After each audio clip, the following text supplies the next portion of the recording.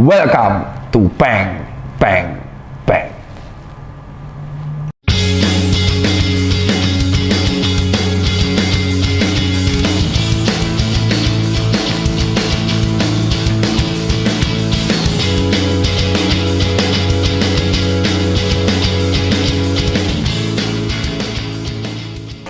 Yoi, kembali lagi dengan konten Tirta Praktek. Masih dengan saya, Dr. Tirta, di konsultasi online bersama Tirta. Kali ini kita akan membacakan 10 pertanyaan kesehatan dari netizen yang tidak sempat saya jawab di chat. Silahkan tanyakan di sini, kita akan bacakan dari nomor 1. Izin copot. Dok, tanya dong. Apa?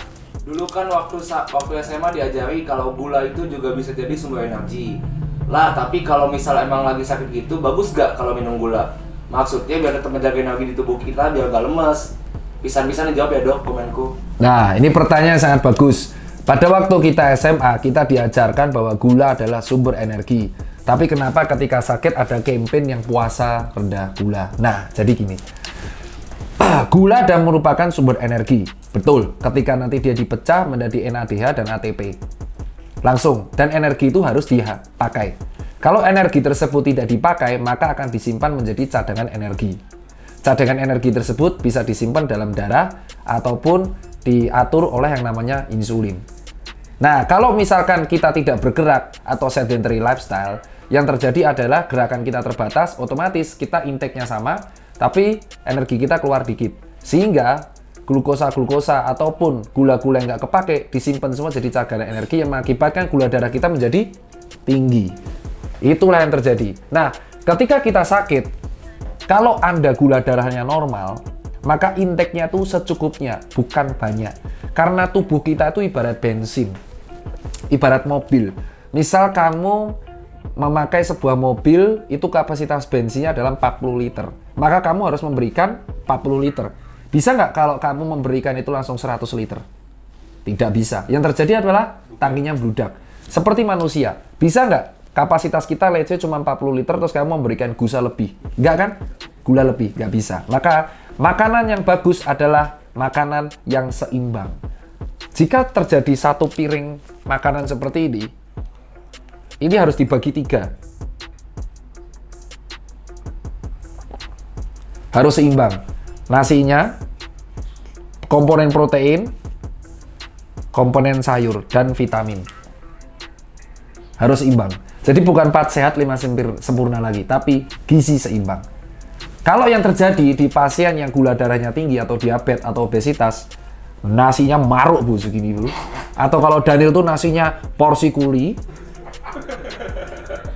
Terus ini dok, obesitas. Intinya secukupnya. Dan ketika sakit kita itu hipermetabolisme.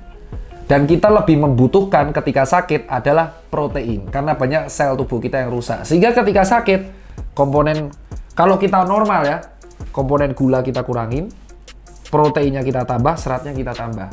Kalau kita gula darahnya berlebihan pada penderita diabetes, maka kita harus diet rendah gula, tambah dikit lagi. Apa sih makanan pengganti nasi putih? Kentang. Yang lebih dikit. Tapi energinya ada. Jadi begitu jadi energi langsung dipecah habis. Jamur, beras merah, jagung, sagu, gandum. Itu dari saya. Semoga membantu. Assalamualaikum dok. Maaf melenceng pertanyaannya dari topik. Untuk obat psoriasis itu baca gimana dok? Psoriasis. Ya, psoriasis apa ya dok? Atau gimana cara mencegah agar penyakit tersebut tidak semakin parah? Terima kasih. Nah, psoriasis itu adalah sebuah penyakit yang terpicu karena sebuah alergi. Nah, psoriasis ini saran saya, obatnya tidak bisa saya share di sini karena obatnya adalah obat yang harus konsultasi langsung dengan dokter. Obatnya obat alergi, jelas. Gak enak kalau di-share, gak enak. Jadi kalau kamu pengen untuk konsultasi psoriasis, silakan langsung ke dokter terdekat untuk dicek dan mendapatkan resep fisik agar langsung digantikan oleh obat. Ya mungkin itu dok, gimana cara mencegahnya agar penyakit tersebut tidak makin parah? Yang menjauhi alergen. Menjauhi alerginya. Jadi penyakit ini tuh nggak bisa sembuh, kambuhan terus. Psoriasis tuh. Jadi kamu harus konsultasi ke dokter untuk langsung dilihat langsung ya obatnya dan kondisi keparahannya. Cara pencegahannya menjauhi alergi yang bisa memicu karena ini ketidakstabilan imun. mirip-mirip sama asma lah. Atau sama urtikaria. Next. 4 tahun lalu saya kena TB dok. Terus saya harus berobat jalan selama 1 tahun lamanya karena paru-paru sebelah kanan saya sudah bolong. Tanggal 4 kemarin saya vaksin dok, tapi kenapa setelah vaksin nafas saya ada terengah-engah ya dok? Dan juga gampang sekali lemas badan. Jadi pada penderita TBC itu yang diserang banyak ya, nggak hanya paru, ada kelenjar, ada tulang. Cuman pada umumnya, usus juga, tapi pada umumnya yang diserang adalah paru. Mycobacterium tuberculosis ini seperti pada video sebelumnya itu menggerogoti paru sehingga timbul namanya flek, dan kalau gede jadi kavitas atau lubang, itu benar. Makanya dahannya berwarna merah darah. Nah, untuk pengobatannya itu bisa dilakukan di puskesmas dan harus selama 6 bulan. Tapi pada beberapa pasien bakterinya tahan sehingga harus pengobatannya jadi setahun, stage 2. Kalau sampai nggak sembuh lagi, pengobatannya harus pakai antibiotik dosis tinggi dan itu di ruang isolasi karena MDR. Nah, orang yang sembuh dari TB itu untuk mengembalikan paru yang bolong itu lama. Karena paru adalah jaringan parenkimia, itu sangat sulit untuk diregenerasi. Jadi lama prosesnya. Dan harus diet tinggi protein. Maka pada beberapa pasien TB itu rentan untuk sakit lagi atau rentan penyakit yang lain atau pernafasan atau bahkan kurus. Makanya pasien TB yang sudah sembuh selama bertahun-tahun itu wajib divaksin karena dia adalah salah satu faktor resiko kalau kena bisa menjadi hal yang semakin parah. Untuk orang yang sembuh dari TB dan sudah divaksin itu biasanya memang gejalanya lemes karena terjadi hipermetabolisme, yaitu kita menghabiskan energi lebih untuk mencetak antibodi untuk si vaksin ini. That's it. Jadi solusinya kamu diet tinggi protein. Oke, ini soal TBC ya dok. Kalau sudah dirawat 6 bulan dan 2 tahun kemudian kambuh, apa harus tetap menjalani pengobatan atau gimana dok? Mohon saran dok. Ketika dirawat TBC pengobatan 6 bulan dan 2 bulan kemudian kambuh, artinya pengobatan TB-nya gagal. Jadi kamu harus dianggap mengulang stage 1 dan diulang lagi di stage 2. Jadi pengobatanmu bukan 6 bulan lagi, tapi setahun. Kalau gagal lagi, kamu masuk MDR.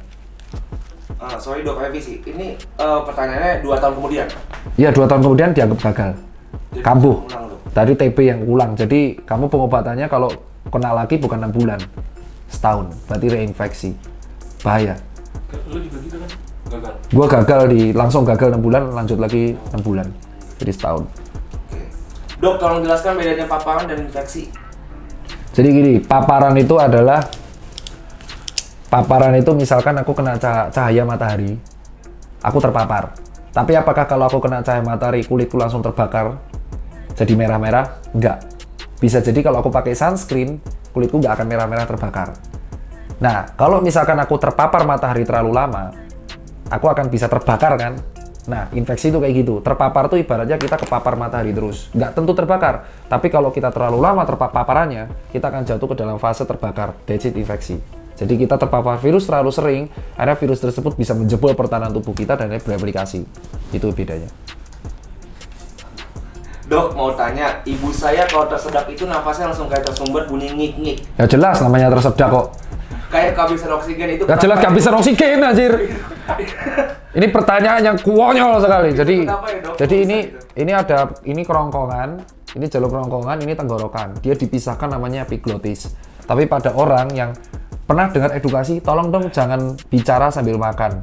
Itu bukan tata krama. Itu karena banyak orang yang bicara sambil makan. Bicara itu kita epiglotisnya terbuka. Karena bicara dilakukan ketika hembusan nafas. Maka jarang ada yang bisa ngomong sambil narik nafas. Kita ngomong tuh sambil menghembuskan nafas atau ekspirasi. Nah, lu bayangin, ketika kita ngomong, kita kan ngembusin nafas. Terus kamu makan. Nah, otomatis kita habis udara, kita narik. Nasinya masuk. Ketika nasi masuk, kita akan terjadi namanya tersedak atau sumbatan jalan napas. Itu untuk menguranginya adalah ngeluarinya pakai Heimlich maneuver, bisa dicek. Heimlich maneuver, Heimlich, Heimlich maneuver. Nah, kalau gagal, mati bro, biru nanti mukanya. Kehabisan oksigen, betul.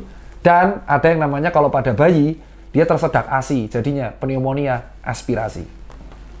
Jadi hati-hati kalau tersedak, itu kondisi kedaruratan, cek Heimlich maneuver. Kamu tahu ketika orang nggak sadar, orang langsung diginiin, lidahnya disingkirin, karena supaya tidak tersedak lidahnya sendiri. Oke. Dan tambahan gue boleh nggak? Heimlich tadi kalau buat bayi boleh? Bisa. Bisa juga. Nanti bayinya ibarat bayi, terus dibalikin dipuk-puk gitu, tapi di lutut. Kalau buat dewasa kita yang dari belakang gelak. Gitu. Biasanya bakso, paling sering. Iya, bakso. Iya. Terus? Dok, pneumonia karena COVID bisa sembuh total nggak dok? Berapa bulan kira-kira kalau bisa? Pneumonia karena COVID bisa sembuh total apa tidak? Pertanyaan saya bagus. Pneumonia adalah infeksi pada parenkim pada paru. Dan ini penyebabnya banyak, ada bakteri, ada jamur, ada virus. Dan ketika parenkim kita rusak, sama kasusnya dengan TB, susah sembuhnya dan bisa 3-6 bulan untuk kembali normal. Karena apalagi kalau sudah terjadi fibrosis. Lebih lanjutnya kamu langsung konsul ke dokter paru.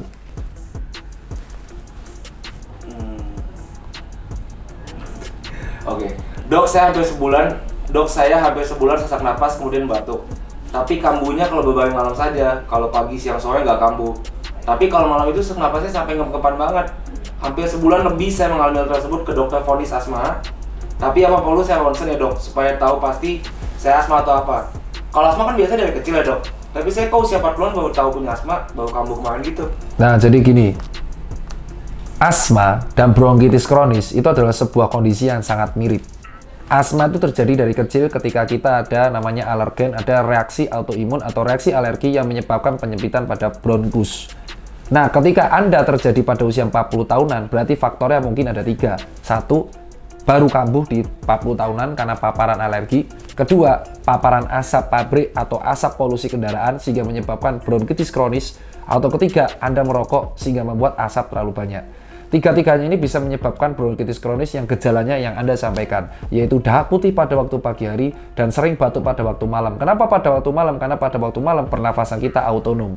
Dan akhirnya, karena pernafasan kita autonom, banyak di dalam ini lendir-lendir yang tersangkut, asap yang tersangkut, dan ketika Anda tidur, itu asapnya ngumpul di dalam semua dan nggak bisa keluar, sehingga tersengal-sengal ketika ekspirasi.